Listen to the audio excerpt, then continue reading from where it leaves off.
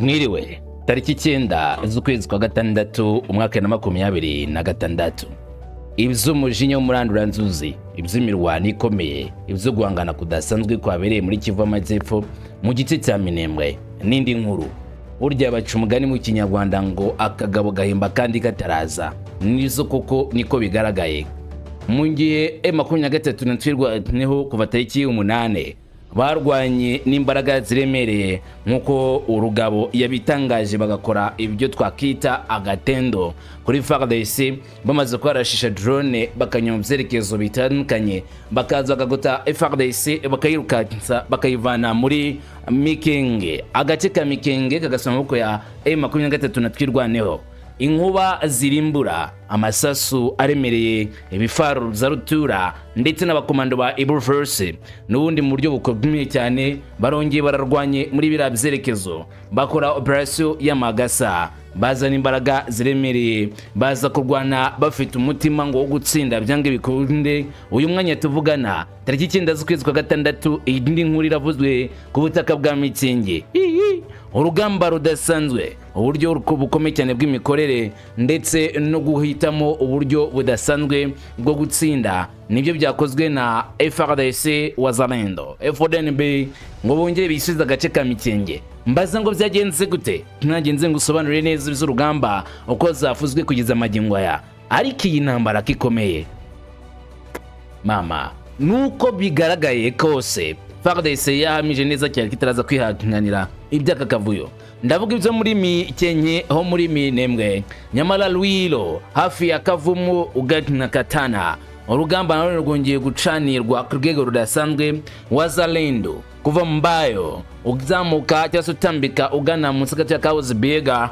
Umurwano wabaye imurwano utoroshye n'ubundi FARDC wazalendo nayo 23 muri izo nzira ibintu bimeze nabi. Amakuru akaba ari kwemeza ko n'ubundi ay strategy uburyo bukomeye cyane bw'imikorere bwatakinijwe na wazalendo kubuza amahwemo M23 ndetse no gusobanura neza ko byange bikunde aka gace ibyerekezo bagomba kwikoreramo ngo Katana vatombe. Katana igomba gomoko ya wazalendo ndetse na FARDC M23 bagomba kuyimura gufata Katana, gufungura urugamba rwinjiye indani muri Kavumu centre, kandi gufungura urugamba rujya muri Kavumu centre yatutse kwandi rwo hirya mu cyo bya mugenderwa kwinjiye indani muri Kavumu airport. Ndaje mbikubwire kamwe ku kandi ibyo urugamba ko rwagenze ndetse n'imbaraga zikoreshwa muri izo nzira. Sibyo gusa abangaba nabo bite wazalendo ndetse n'abafasha babo FARDC bari barateguje mu minsi ishize yuko bagiye kuzakora agatendo bagakubitira harebe inzega M23 bakayesura ibice bakongera kubigenzura mu buryo bwuzuye. Babwira M23 bati mwebwe mwarebeshye cyane mu gihe mwabwa ko muje gukumira FARDC gukorera muri iyi nzira mwatekereje nabi. Ubwo rero mukomeza kugaragaza neza ko mufite imbaraga ariko ni ntazo. Ndavuga mu gice kigana muri Rubaya uturutse indani mu bice by'uburengerazuba wazalendo bongeye gutangiza imirwano itoroshye cyane kuri 23 ngo Rubaya igomba kwigarurirwa byange bikunde. Kandi magambo yabo ngo turaza kuyarebera hamwe bavuze ko noneho baje mu buryo butagomba gusubira inyuma, bazanye imbaraga zirimo gusubira inyuma na gakeya. Rubaya ngo warabaze cyane ku rwego ruremereye. M23 nayo iremeza ko urugamba rwo muri kino gihe gikomeye muri karere ari urugamba rw'injyana muntu ndetse urugamba wavuga ko ari urugamba ruremereye cyangwa se imbaraga za gisirikare zikaze zirimo gukoreshwa cyane cyane ku mirongo y'imbere ku rugamba. Ubimbaze mbigusubize. Ntimugiye ku rundi ruhande Ilome muri Togo habayemo icyo twakita uburyo budasanzwe bwo gushaka uburyo bahagarika iyi ntambara. Ni ikiganiro cyangwa se inama y'ubuhuza yayobowe na Gisimbe, perezida wa Togo. Ni uburyo budasanzwe kurebera hamwe uburyo barangiza amakimbirane mu buryo bwa vuba bashyizemo imbaraga zabo. Nasimbe Catherine Samapanza ndetse n'abandi bayobozi bahuriye hamwe mu nama ikomeye cyane. Iby'inama ndabigarukaho nitonze cyane kamwe ku kandi uraza kumenya icyo bivuze ndetse n'agatego kayirimo ubufasha rw'Ereza Republika Masaka ndetse n'umugambi Leta z'Ubumwe za Amerika na Afrika yunze ubumwe bafite bijyanye n'ikibazo cyo muri Congo n'uburyo bifuza kukirangiza koresha buno buryo bw'ubuhuza cyangwa se kwa kundi bavuga ngo ngiye kugukubita mfite n'abagabo bampagarikiye. ibi ngibi ngo burya iby'ibiganiro wumva biri kuvugwa n'ubuhagarikizi kuri Congo kugira ngo ibyo ikora byose bigaragare neza ko bari baratanze abagabo ko nta kindi bari gukora usibye ibyo bagomba gukora. Urikanze ndaje mbikubwira nkuko bitangazwa, nyamara si ibyo byonyine turagarukaho kubijyanye n'urugamba bakomeje kuri butaka bwa Republika ya Congo. Ubu mubona ku ruhande rw'ibumoso yitwa Maxime Prévost, ni minisitiri ubanye n'amahanga kandi minisitiri w'intebe w'igihugu cy'Ububirigi, mu gihe nanone bari kumwe nanone arushinzwe ubucukuzi bw'agaciro muri Republika ya Congo. Nufatanya hagati y'Ububirigi na Leta ya Congo mu bijyanye no kwimba ubutare, ariko kandi nanone bigomba kujyana n'umutungo wa Congo ugomba kuzanirwa uburenzi.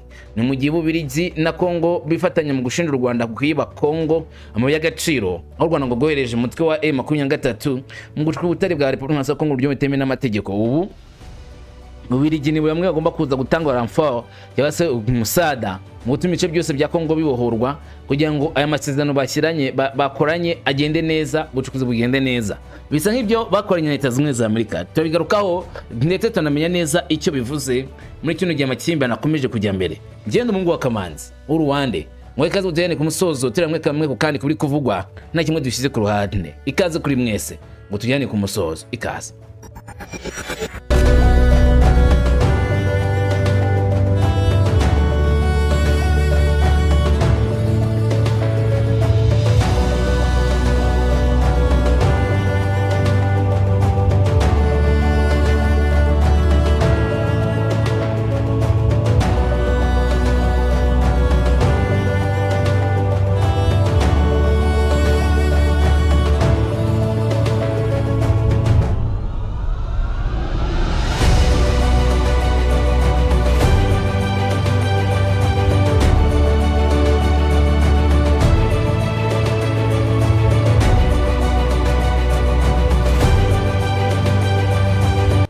Duhere ku mirongo y'imbere ku rugamba, aho igihugu cya Congo gikomeje guhangana bikomeye cyane n'umutwe wa 23, ariko muri Kivu amajyepfo ho muri Minembwe agace ka Mikenke niko kikaravuzwemo urugamba rutoroshye ayangana nyamukuru ryabereye.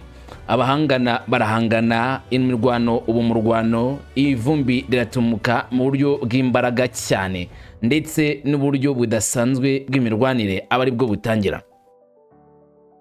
Nkuko byagarutsweho cyane n'imbaraga nyamwinshi y'abasirikare bo muri Congo, ibinyamakuru byo muri Congo byabanje byandika aya makuru. Ni amakuru yabanje yandikwa tariki 8 ku masomo mugoroba ndetse anazinduka yandikwa tariki 9, dore ko ibinyamakuru mutazama byandikaga biti nyuma y'igitero cy'indege za pilote z'u Rwanda kwinduza FARDC Mikenke muri iki gitondo bavuga ku itariki 8, hagakurikiraho imirwano yo ku butaka. Ingabo z'u Rwanda zifatanije na Twirwaneho na 23 zafashe ikigo cya Mikenke hagati kuri uyu wa Mbere tariki 8 Kamena 2026.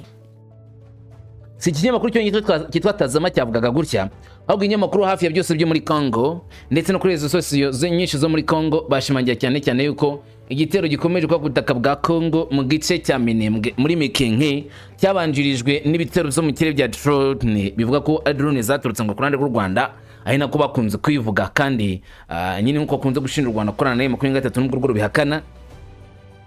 Ni igitero cyakurikiwe n'imirwano yo ku butaka uko twabikubwiye neza, maze ngo baraza batera bafata position ya FARDC, bafata n'ibindi bice byose bituranye n'izo position.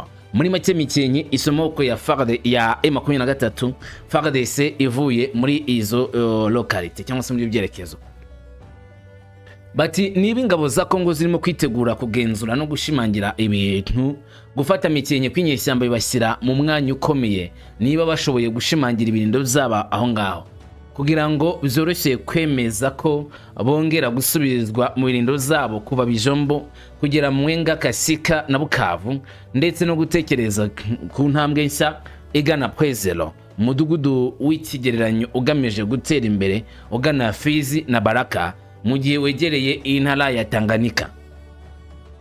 Nyamakuru cyavugaga yuko mu gihe M23 yaba igifite izira nzira, yaba noneho yongeye gusubizaho ubufatanye bw'igice cya Mikenke ugana neza Bukavu, kuko noneho izo nza zose zaba zifata hagenzurwa na M23, kandi byaba byongeye gutangira gutanga icyerekezo cyo kugana muri Pwezelo unyuze kwandira rwa Mikenke kugira Pwezelo niba ivanemo, kandi uvanye Pwezelo ushaka nko kwerekeza nanone kuri Fizi centre ndetse na Baraka ugana nanone kuri Tanganyika province cyangwa se intara ya Tanganyika.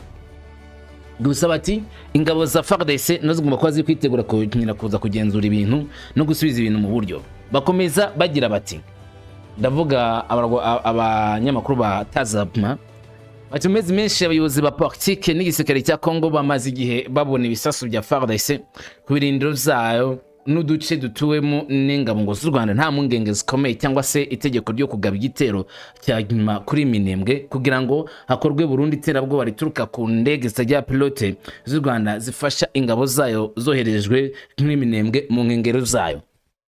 Bati muri make nta kintu na kimwe FARDC ngo igeze ikora kugira ngo ibangamira bari muri Minembwe kuko yarazanye ibikoresho byabishyira ahazengurutse Minembwe kugira ngo itagaba igitero rwagati, ariko kugira ngo abarimo indani bafashwe na FARDC bafashwe na M23 batazira RDF ingabo z'u Rwanda ngo bye ngombwa ko yitabazwa indege za drone ngo zize kurasa izi ngabo zigose umujyi wa Minembwe, hanyuma Minembwe abarimo babone gutabarwa. Nguko niko byagenze ni nako bw'imi bishize ko kugira ngo M23 ibashe kugenzura ibintu aho ngaho ibyo kurwana ku butaka turutse inyuma bisa n'ibigoyi, bakeneye indege zo mu kirere ari nayo operation yakoze neza 100% gusa. FARDC yatangiye kubigira icya kinambara cyakozwe na M23 batazira ingabo z'u Rwanda, ndetse bakavuga yuko ibikorwa bigaragaza neza cyane ko ari ubunyamaswa bwateguriwe FARDC n'abaturage b'inzira karengane. Abarimo bwana Rugabo we avuga neza ko uburyo barwanyemo ari uburyo bwiza nk'uko bitangarije ibinyamakuru, agaragaza ko babanje gutega gatego abitwa FARDC barabazenguruka. Ni Colonel Rugabo Fidèle uri ku basirikare bakuru b'umutwe wa Twirwaneho bamaze igihe kinini bahanganiye n'ihoro ry'ingabo za Leta ku ruhande rw'imisozi miremire ya Kivu y'Amajyepfo. Yasobanuye ko mbere yuko uwe na bagenzi be birukana ingabo za Leta mu gace ka Mikenke babanje kuzirasaho baturutse mu bice byinshi cyane. Umva amagambo atangajwe na Rugabo Fidèle avuga uko byagenze. Ati yagize ibyo atankariza kuva ku itariki y'umunani nyine Kamena nibwo Twirwaneho ifatanyije na M23 bigaruriye Mikenke nyuma y'amezi 3 igenzurwa n'ihoro ry'ingabo za Leta FARDC wazalendo FDNB nkuko bigarukwaho. Colonel Rugabo yasobanuye ko mbere yo kwisubiza kariya gace ingabo za Leta zigizwe na FARDC, abarundi, abacancuro n'indi mitwe ifasha ku rugamba bavuga ko aribo babanje kubashotora mu mirwano nakoreshejwemo na za drone z'intambara. Niko Rugabo avuga ko FARDC ndetse n'abafatanije babanje gushotora M23 nubwo amatangazo FARDC n'abayishyigikiye yabanje gusura avuga yuko hari za drone zabanje kubatera. Rugabo ntagarika bivuga avuga ko ibitero byahereye kuri FARDC babagabaho ibitero hanyuma bakaza bari comeback baje kwirwanaho bakazana imbaraga ziremereye.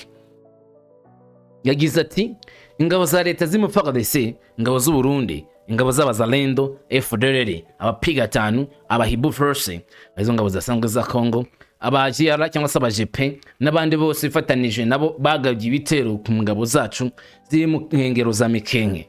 Murabizi ko Mikenke centre ntayo twari dufite, ariko nanone zikomeje gufunga kugira ngo uriya mwanzi adakomeza kwerekeza mu baturage.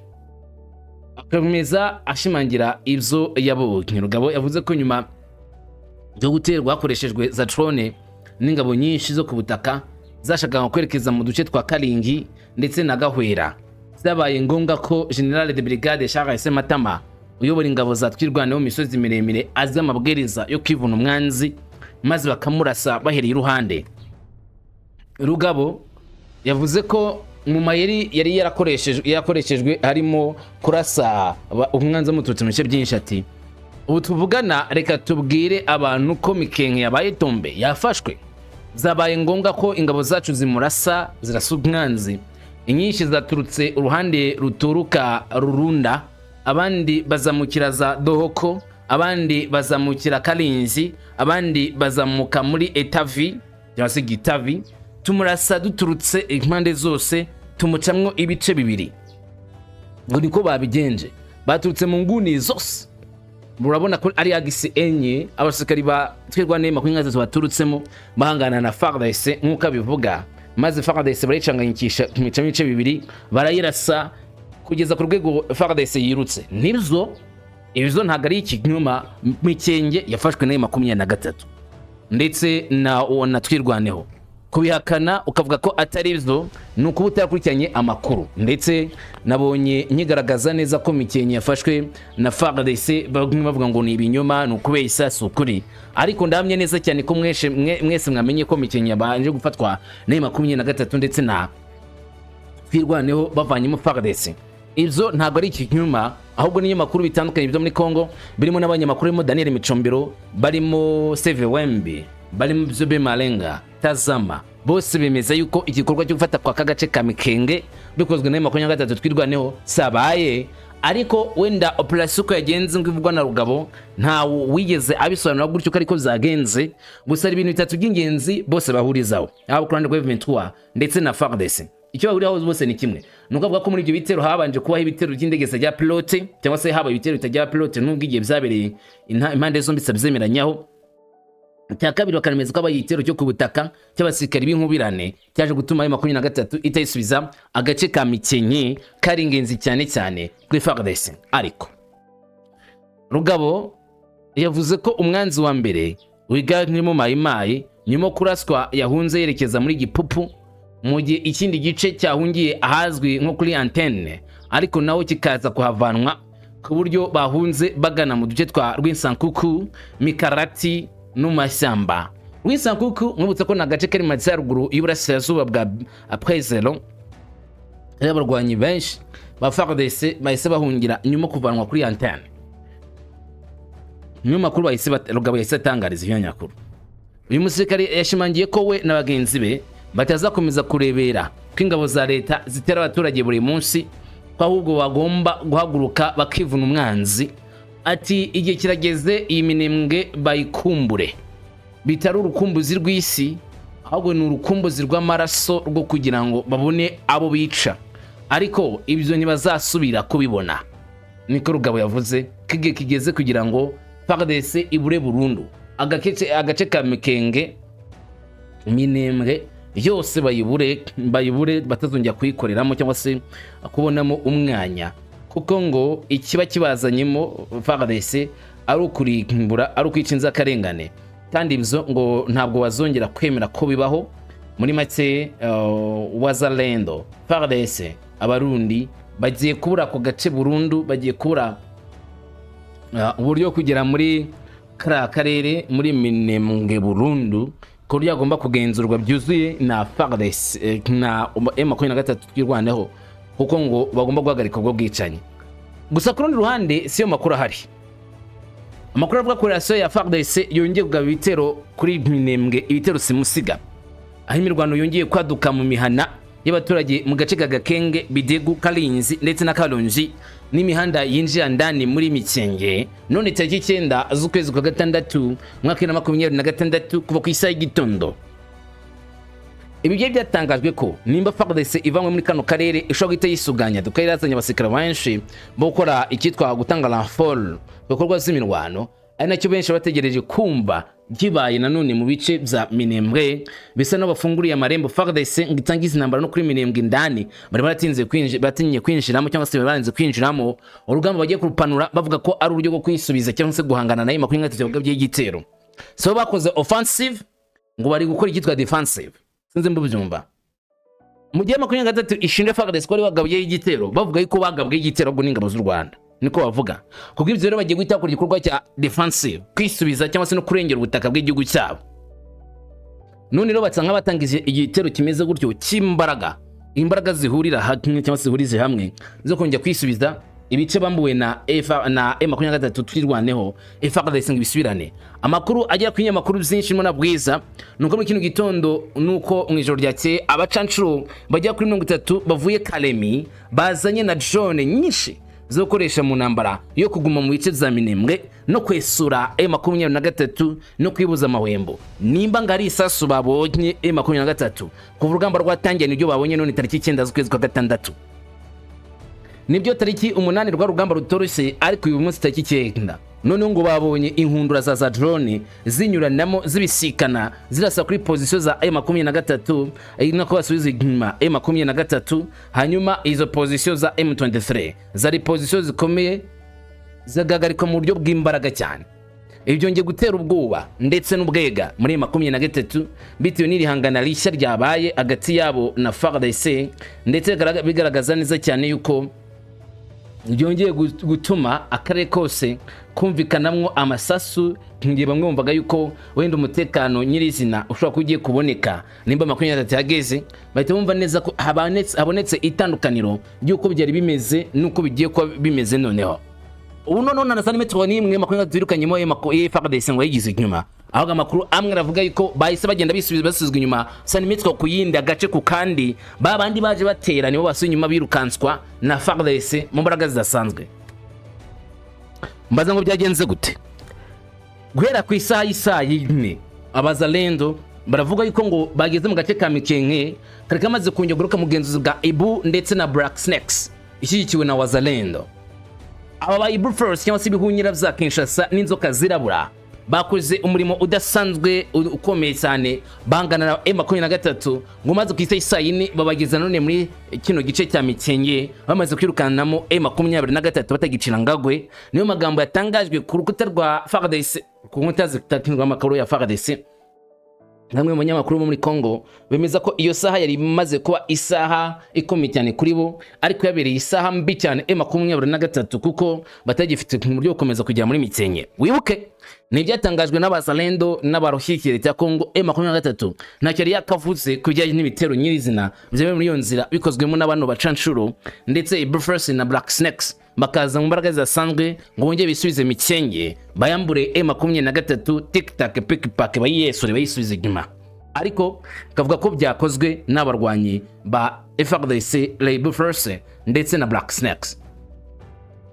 Ibikorwa byo gusahura birimo gukorwa kugira ngo hafatwe abantu cyangwa se nibikorwa byo gusahura byakozwe, ariko bakanareba uburyo batabara ngo abishwe cyangwa se abarenganyijwe abaguweho n'ibisasu aba civil.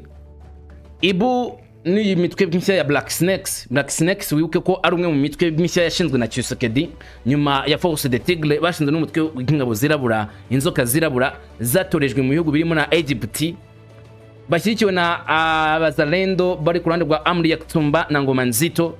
Batangije igitero gikomeye cyane cyateye ngo M23 batazira kuba RDF, maze birangira kare kose bakajagajaze M23 bongera kuyisubiza inyuma. Kugeza magingwaya hari ibintu bitatu by'ingenzi biteye byavugwaho rumwe kuri uyu murwano wabaye none tekikire.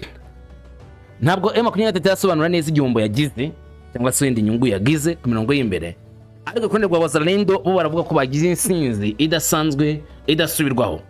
Gusa n'ubundi butumwa bwagaragaye kuri réseaux sociaux bahamagarira FARDC ugabitero simusiga kuri M23 bakunze gutazira RDF kugeza ku rwego bayipfukapimishije, kuko ngo niwo igihe kinoni cyane bashotorana si FARDC ngishotorana.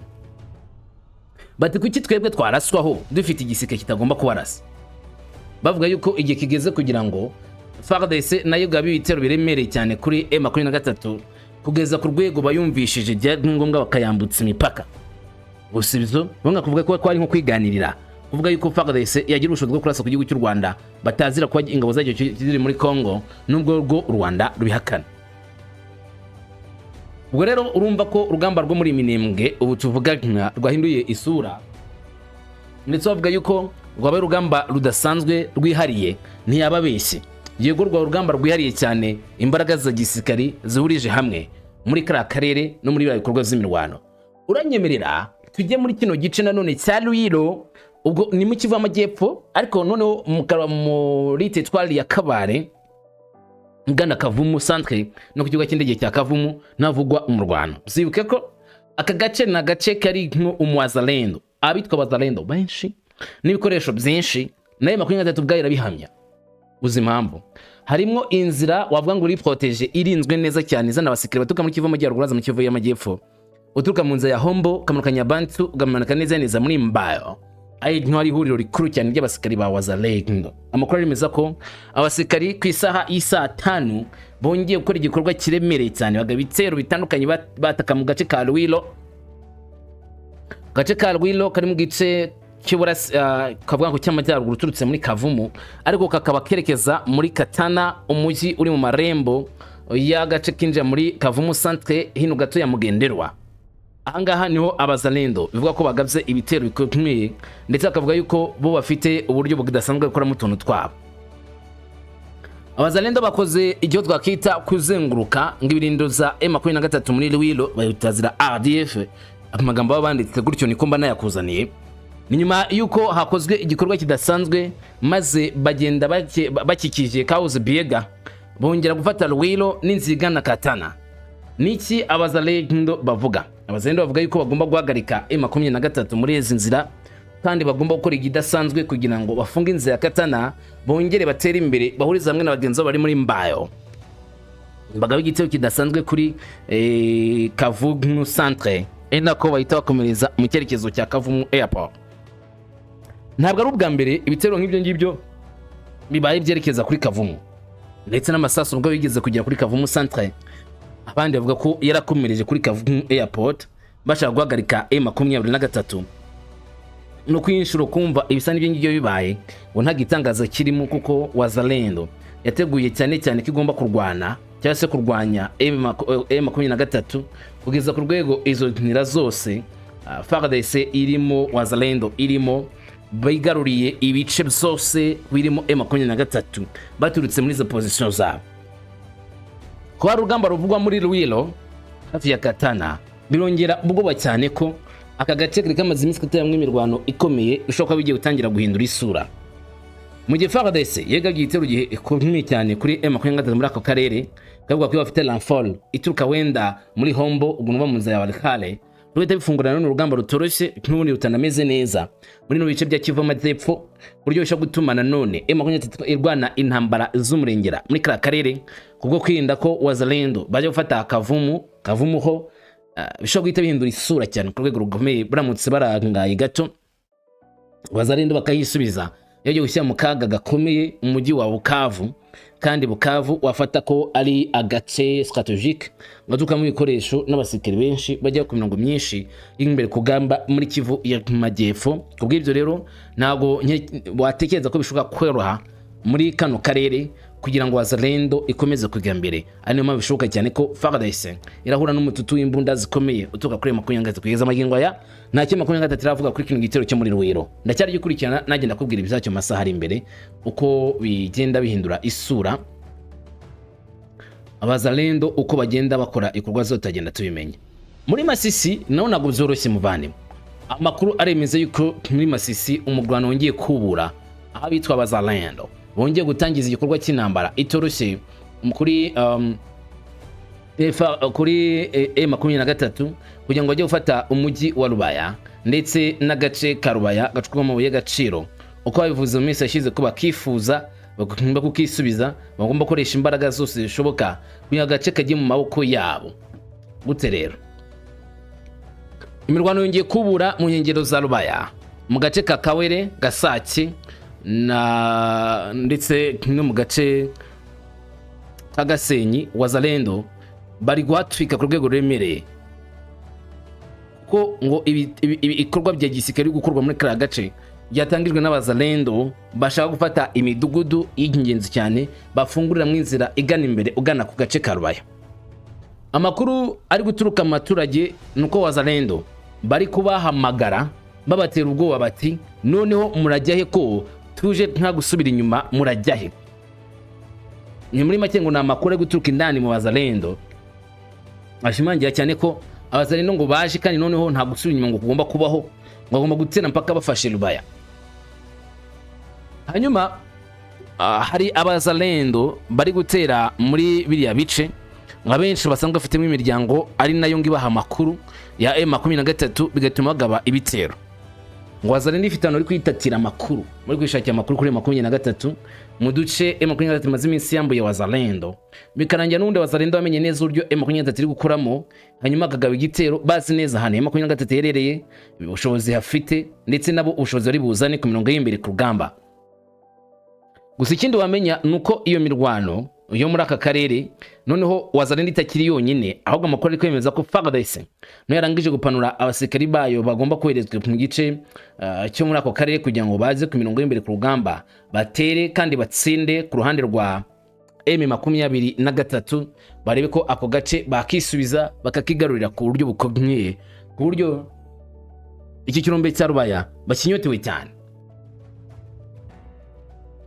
Tubibutse ko wazalendo kutera kara karere cyangwa se kwataka kara karere bishobora kuzanira ingaruka zikomeye cyane abarwanyi ba 23 kuko mu gihe bamaze iminsi mike baharwaniye FARDC iramutse byinjiyemo ikazana wazalendo nkuko amakuru yemeza ko ari imodoka zagaragaye zituruka muri Walikale zikagira mu gice cya Manji bazana ibikoresho bya gisirikari bimwe byagiye binyura mu gice cyegereye Kibati bagahita bamanuka hafi gato ya Ngege bakarerekeza muri Kazinga bazana ibyo bikoresho ku barwanyi ba FARDC ndetse na 23 bazana n'abasirikare benshi maze bakaramuka batangiye mu rwano ukomeye cyane utera renfort cyangwa se batakimetera imbaraga abazalendo bari barateye bakagera hafi y'agace ka Rubaya kilometero gusa kilometero kimwe bari muri Kanyaru mu gihe bashyikiye na FARDC bamwe remeza neza ko cyane ko byaba urugamba rudasanzwe intambara itoroshye kuri 23 muri Rubaya kandi kuza gufata Rubaya kwa FARDC babyitaye ko ari gusubiza inyuma M23 bishobora gutuma n'ubundi amahanga akomeza kwicecekera kuri ibyo bitero za FARDC mu gihe M23 byitero bayamaganira kure akavuga kiri kurenga ku mahame y'amasezerano y'amahoro bishobora gutuma FARDC irwana mu buryo bw'imbaraga. Ikindi gishobora gutuma ngo FARDC igaba igitero nuko anga kugira ngo abaturage bakubona ko ari abagambanyi n'ubundi izabereye muri Kivu amajyaruguru muri Masisi mu minsi ishize byatumye bamwe bijundika Leta ya Congo bavuga ko ubutegetsi bwa Kinshasa igisirikare cyabo FARDC aricyo bagambanyi bakomeye ku ruhande rw'ubutaka bwabo kuko iyo abazalendo bagerageje gutsinda amategeko itaturuka Kisangani abuze abazalendo komeza kwa advancinga ndetse no kudahabwa renfort y'indege zijya pilote n'abasirikare benshi yo komeza kwa advancinga imbere.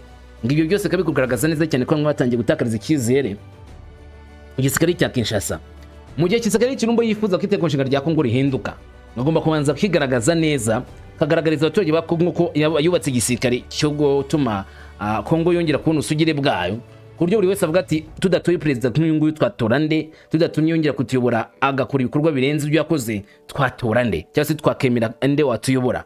Urumva igisirikare cy'Irumbo nawe yarategereje isanga y'ingiyi yegereje igihe cy'itorwa cyangwa se cy'amatora muri Congo ko yongereye igarura imitima y'abakongomani yisubiza ibice byafashwe na 23 ari mpamvu ari gukora strategy idasanzwe cyangwa se ari gutegura strategy y'imirwanire igomba guhangana na 23 mpaka 23 bambuye ibice byinshi kuryo bigaragara neza cyane ko yabuze ubushobozi n'imbaraga byo guhangana na FARDC yubatswe na Tshisekedi cy'Irumbo apana yindi bita ngo ni ya Kanambe Joseph Kabila Kabange ahubwo ngo FARDC cyashya rimo Black Snakes ikabamo na Force de Tigre na Ibi Force nshyashya abajepe bashya ku buryo budasanzwe bw'imirwanire ngomba kugaragaza icyo bashoboye ku mirongo imbere ku rugamba kujya bireherezeho imitima y'abakongomani.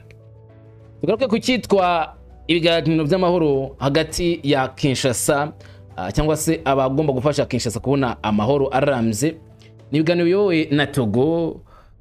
Perezida w'inama njyanama ya Togo Foga Esosina Nasigimbe numuza w'umuryango umwe bwa Afrika mu gukemura ibibazo kiri muri Asazo ga Congo no mu karere k'iyaga bigari yayoboye kuwa mbere tariki 8 Kamena 2023 Lome inama yagenewe gusuzuma ibikorwa mu rwego rw'ubuhuza bw'ibihugu za Afrika mu rwego rwo kugaragaza aho ibintu bigeze mu bikorwa bya diplomasi ndetse no gukomeza intambara hagati y'ingabo za Leta n'inyeshyamba za FCM twashyikiwe ngo n'u Rwanda nk'uko ikinyamakuru cyitwa Actualité de CD cyabivuze.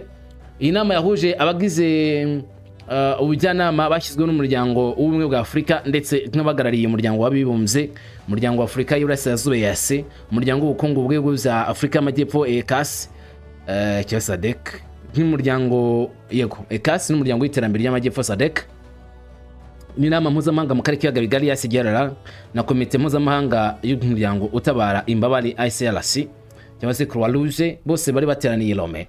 Intego y'izi nama zabaye mu minsi ibiri ku ya 8 Kamena kwari kurebera intambwe yatewe kuva aho hashyiriweho ibikorwa by'imiterere y'ubuhuza yashyiriweho Ilome kwa 17 Mutarama 2026 no gushyiraho ibikwihutirwa mu gice cya kabiri cy'umwaka mu rwego rwo gushyigikira inzira ya Washington na Doha ziyobowe na Leta z'Ubumwe za Amerika ndetse na Leta ya Qatar. Nkuko raporo ziva muri Presidence ya Togo ibivuga inama y'isuzuma yemeje amabwiriza menshi arimo gushimangira imikoranire y'imbere hagati y'umuryango y'urwego rw'ubuhuza n'itsinda ry'abahuza komisiyo y'umuryango umwe bwa Afrika no mu nyamabanga bukuru bw'igenga ibikorwa bagaragaje kandi akamaro ko gushyiraho no gutanga umusanzu w'Abanyafurika mu bikorwa byuzuzanya i Washington na Doha kugira ngo zongere uburenganzira bw'ibanze bwubahiriza amategeko kandi byorohereze ishyirwa mu bikorwa ryabyo. Abitabiriye inama banasabye leta zose n'imiryango ikora ibikorwa zo guhuza abantu gukomeza ubufatanye bwabo mu mwuka w'ubufatanye mu gihe bubahiriza inshingano n'amabwiriza byagenwe mu miterere y'ubuhuza yemejwe i Lome ku 17 Mutarama 2026. Inama yemeje ingamba zitandukanye zigamije kongera imikoranire y'ubuhuza, izi zirimo guhindura gahunda z'akazi z'abagize akanama kabafasha mu gice cya kabiri cy'umwaka ndetse no gutegura mu minsi 15 gahunda y'ibikorwa igaragaza uburyo ibyemezo byemejwe bizashyirwa mu bikorwa. Perezida wa Togo yagize ati bayobowe nk'ubushake bushya bw'abaturage n'umwuka wo gusangira inshingano, abitabiriye biyemeje gushyira mu bikorwa ibyemezo by'inama mu buryo buhamye kandi buhoraho, kubahiriza ibyo biyemeje no gukorera hamwe kugira ngo amahoro arambye aboneke muri Burasirazuba bwa Repubulika ya Demokarasi ya Congo no mu karere k'ibiyaga bigari. Iyi nama nshya ikurikira inama yo ku rwego rwo hejuru ku guhuza no gushimangira inzira y'amahoro muri Repubulika ya Demokarasi ya Congo yabaye kwa 16 na 17 Mutarama muri Togo, yatangijwe na Folaga Mbere, perezida wa inama njyanama ya Togo, ndetse no kugira ngo bashakire ubuhuza cyangwa se ibisubizo muri Burasirazuba bwa Congo. Gahunda ihurije hamwe abahuza bikorwa ndetse n'abayobozi batandukanye barimo Minisitiri w'Ububanyi n'Amahanga wa Togo Robert Duse, abahagarariye umuryango wa Afurika y'Uburasirazuba n'umuryango wa Afurika y'Amajyepfo SADC ndetse n'abafatanyabikorwa benshi mpuzamahanga bose biyemeza gutanga umusanzu kugira ngo bakemure kino kibazo. Nk'uko inyandiko imwe bivuga, abantu batanu bafatanyije kuyobora bose bahoze ari abakuru b'ibihugu za Afurika bashinzwe ingingo zihariye. Uwahoze ari perezida wa Nigeria Olusegun Obasanjo ushinzwe ibibazo bya gisirikare n'umutekano, hanyuma uwahoze ari perezida wa Ethiopia Zale Work Zawidi washinzwe ibibazo by'ubutabazi bw'ikiremwamuntu, uwahoze ari perezida wa Kenya Uhuru Kenyatta ashinzwe ibiganiro n'imitwe yitwaje intwaro yo mu gace, uwahoze ari perezida wa Botswana Mokagwetsi Masisi ashinzwe ubufatanye mu bukungu bw'akarere, mu gihe wahoze ari perezida w'inzibacyuho wa Repubulika ya Afurika yo hagati South Africa ni Catherine Samapanza warayobora ibiganiro ku miryango itegamiye kuri leta, ubwiyunge n'uburinganire. Urumva ko rero bafatanije cyangwa se bihaye inshingano zitandukanye kugira bazagire ku gisubizo cya nyacyo kuri aya matati n'amakimbirane muri Burasirazuba bwa Repubulika ya Demokarasi ya Congo, ibibazo bikomeje kubera agaterera nzamba cyangwa se musosi. Ababiligi bati natwe tuje muri kino kibazo cya Congo, ariko kandi nanone tugiye gufatanya mu bijyanye n'iterambere ku ibuye ry'agaciro. Ibuye ry'agaciro riri kuvuga byinshi ku butaka bwa Congo, wabyemera? Yitwa Maxime Prevote ku rukuta rwa X yagize ati inama nziza cyane na Louis Watumu, Minisitiri w'ubucukuzi bw'amabuye y'agaciro wa Congo. Ibiganiro zibanze cyane ku hazaza ho gushimangira ubufatanye bw'ibihugu zombi mu mabuye y'agaciro y'ingenzi critical minerals. Akomeza agira ati intego yacu ni ubufatanye bushya butanga agaciro kandi bugafasha abaturage bo mu gace, uburyo bwo gucukura gusa nubwo mu bihe byashize kuri Congo ndetse no ku Bubiligi. Bati tugomba kunoza uburyo bw'imikoranire. Uburyo bw'imikoranire mu mabuye y'agaciro buje mu gihe nyuma Leta ya Congo ijyanye amasezerano na Leta Zunze Ubumwe za Amerika kujyanye n'ubucukuzi bw'amabuye y'agaciro critical minerals, agomba kuzavamo ibikoresho by'ingenzi cyane mu ikoranabuhanga kwanja ga Repubulika cyangwa se guverinoma ya Leta Zunze Ubumwe za Amerika. Gusa Ububiligi bukaba nabwo bwari hafi cyane bukurikirana icyo twakita imikoranire yimbitse hagati y'impande zombi ngo Congo n'igihugu cy'Ububiligi. Ibi kandi bikabishimangira cyane ko hari ibikorwa, hari imbaraga zigushyirwa muri ibyo bibazo byo muri Congo mu rwego rwo kunoza imikoranire hagati y'igihugu cya Repubulika ya Demokarasi ya Congo n'igihugu cy'Ububiligi. Bamwe bakavuga yuko ushobora kuzazanira inyungu Leta ya Congo, ariko abandi bakavuga ko ushobora no kuzazanira igihombo gikomeye Leta ya Congo. Abandi bakavuga ko ari umwe mu buryo bwo gutuma cyangwa kwegereza igihugu cy'Ububiligi kugira gikomeze gitanga umusada mu bijyanye n'intambara ikomeje kubona muri Burasirazuba bwa Repubulika ya Demokarasi ya Congo. Ngo reka njye nawe dukomeze gukurikirana amasaha ari imbere ibyahatse tutamenya byinshi. Kubwe neza amahoro bigisha mwebwe kuri wowe. Salam shalom.